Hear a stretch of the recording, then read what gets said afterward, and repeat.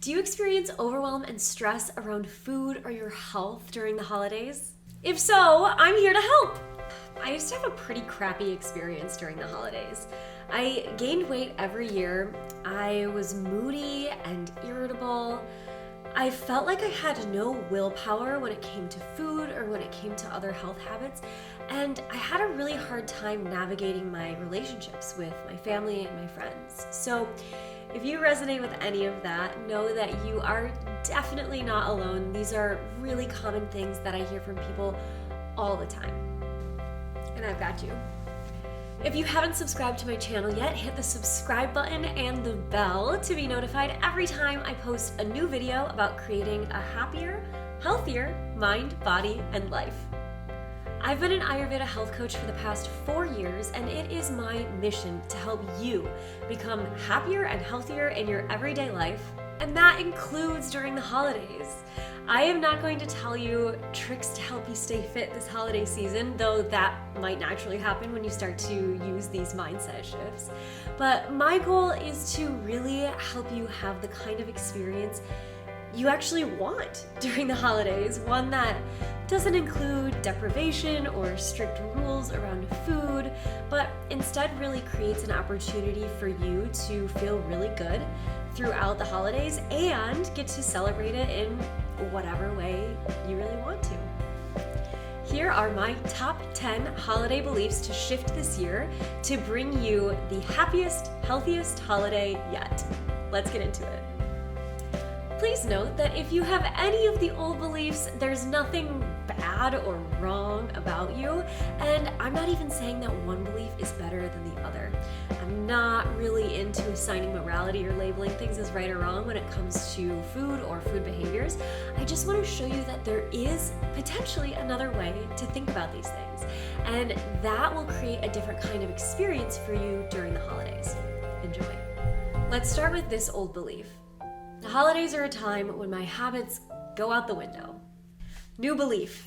During the holidays, my habits shift, but they don't need to go out the window. I can still start each day with some movement, get into bed at a reasonable hour, even if it's maybe a little later than usual, and I could eat a nourishing meal as my first meal so I don't feel ravenous and overeat later in the day, right? These are just some examples. I also encourage you to get creative on this with any other health habits that are helpful for you. So maybe you journal each day in the morning, and that's helpful for processing any family dynamics that come up. Maybe meditating helps you feel less stressed or less overwhelmed. Maybe eating or drinking something specific each day can make you feel better in your body. Old belief. The holidays are a time when I eat everything, or when I continue in my old patterns and plan to start over afterwards in the new year or on Monday or next month or once I go back to work or once I go back to school, whatever it might be. New belief. I don't need to do the all or nothing thing anymore. I can actually eat in a way that makes me feel good throughout the holidays instead of planning to change everything later. And then I can actually enjoy the holidays more too. I can also check in with myself and my body throughout the day to see if it really wants another helping, how it feels, what kinds of foods it wants, maybe it wants more or less of something, and I can eat holiday treats without having to also eat every single thing in sight. I never have to start over with my food choices or my habits ever again. It's all just data for me to take into consideration for my choices leading forward. Speaking of which, number 3, I feel guilty when I eat certain things. I see foods as either good or bad. New belief. I don't ever need to feel guilty about food. Instead, I choose curiosity, and I can take stock on how things make me feel as a point of reference and as a point of information rather than something that's good or bad. I have no control over my time when I'm visiting family for the holidays. I likely have more control over my time than I think during the holidays. I don't have to do everything with everyone in my family the entire time I'm visiting them. Leaving and taking some time alone isn't actually selfish. Instead, it allows me to come back feeling refreshed and able to connect with my family members or my friends, whoever I'm with, on a deeper level. I just don't have willpower around holiday food. I eat as much as I possibly can of my favorite foods because this food only comes around once a year. Plus, it's normal to feel uncomfortably full during the holidays, doesn't everyone? Actually, I don't need willpower around holiday food. I remember that I get to have this holiday food every single year. Or I could even make or buy it any other time of year if I really wanted it. So instead of feeling like a slave to the food that only comes around once a year, I can pay attention to what my body wants and needs and make choices with that in mind. So I can have deep gratitude for the abundance of food that I have available to me, and I can even take a treat home and have it later if I find that, I don't actually want that right now. But, I know I want to experience it, have it at some point during the holiday season. So there are a lot more options than this, this is the only time that I'm going to be able to eat this, so I have to eat as much as possible. I also never actually have to eat until I feel uncomfortably full if I don't want to, even if people around me do. I can choose that if I want to, and there's nothing bad or wrong about me if I do, but I can also choose something else if I want to experience something else. The holidays are so stressful. I can orient to ease instead of stress throughout the holidays. I can ask myself where I can do less of what doesn't light me up and more of what does. I can pay more attention to everything I really love about the holidays and say no more often to things that feel draining.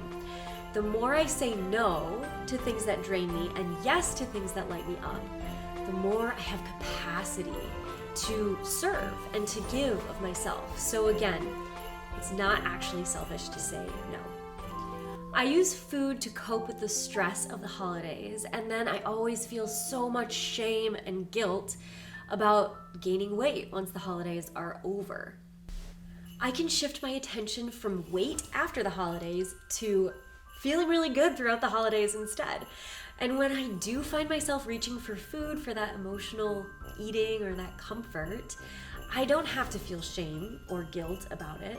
Instead, I can ask myself, what feeling might have caused me to overeat? And I can feel the physical sensations of that feeling. And then I can get really curious about what that emotion might be trying to communicate with me. Because that's the purpose of emotions, to let us know what's working and what's not working in our lives. So thank you, emotion. And thank you, emotional eating pattern, for making me realize that, there's some emotional need that isn't being met currently. Time to figure out what that might be. My family and friends don't understand me or my food choices, or they judge me for my current weight and how I look, which makes me feel self-conscious and pretty bad about myself. My worth does not come from my family's opinion of me. I get to make the choices that are best for me and my body, whether that's eating something that they don't approve of or not eating something that they want me to eat or whatever. It's my body, and I get to decide what I put in it. And I also have the right to ask them to keep their opinions to themselves. I don't have to be judgmental in return. Instead, I can just have compassion for them and recognize that the only way I can expect them to treat me the way I want to be treated is to communicate it clearly with them. If I don't eat certain foods or if I don't drink certain drinks, I'm going to offend the person who made it or who wants me to eat it. One reason people might want us to eat the thing is because they want some sort of connection with us. Food is a really beautiful way of connecting with others, but that doesn't mean that there aren't other ways of connecting with them, and potentially even on a deeper level. So if I have a food allergy or even just a food preference, or my body doesn't really want whatever is in front of me at a given moment, I can communicate that, but clarify that I really do want to connect with them. And maybe ask a question about, insert whatever topic might light them up. The other part of this is that I don't often even need to say anything at all. So I don't need to announce what I'm eating or announce what I'm not eating, especially in the moment. It might be a conversation to have before a meal when people are trying to figure out what to make and what to bring and everything. But once I'm there, I can quietly take the foods I want and just leave the rest. And often when we announce what we're eating or what we're not eating, people feel judged. And that might be the other reason that they might get offended by us not eating a certain thing.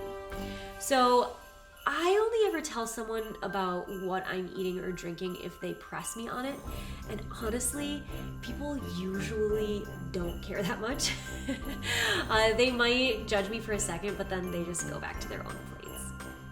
And if my food choices still offend someone else, then that really doesn't have that much to do with me, and I can stand in integrity with myself, knowing that I made a conscious and aligned decision for me.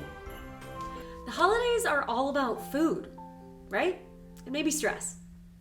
I choose to make the holidays about more than food and stress.